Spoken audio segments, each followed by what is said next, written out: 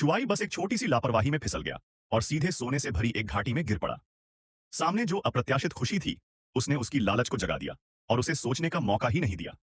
इसके बाद छोटा शुआई पागलों की तरह उस अप्रत्याशित धन को इकट्ठा करने में लग गया। डर था कि कहीं कुछ छूट न जाए। कहते हैं कि जो भी सोना देखता है, उसकी किस्मत चमक उठती है।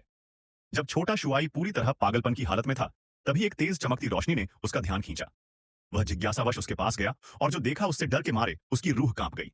वह इतना डर गया कि उसके होश उड़ गए, लेकिन लालच ने उसकी आंखों पर पर्दा डाल दिया था। उसने लाश को एक तरफ धकेला और बिना देर किए सोने का कंगन निकाल लिया। इसके बाद टेडी ने फिर से सोना बटोरने का पागलपन शुरू कर दिया। अचानक घाटी में से अजीब सी आवाजें आने लगीं, लेकिन इस वक्त अपनी सुध बुध खो चुका छोटा शुआई कुछ नहीं सोच सका और फिर भी सोना बटोरता रहा। उसे पता ही नहीं चला कि उसके पीछे रखे खजाने के संदूक से काली धुआं उठ रही थी। 2.5 साल बाद उसका भाई और उसका साथी उस सुनहरी घाटी में पहुंचे। वहां का दृश्य देखकर वे हैरान रह गए। वह एक सोने का शहर बन चुका था। अचानक भाई की नजर जमीन पर जली हुई गाय की खाल और खून पर पड़ी और उसे एक अनहोनी का आभास हुआ। दोनों के सोचने से पहले ही एक और दुर्घटना घट गई।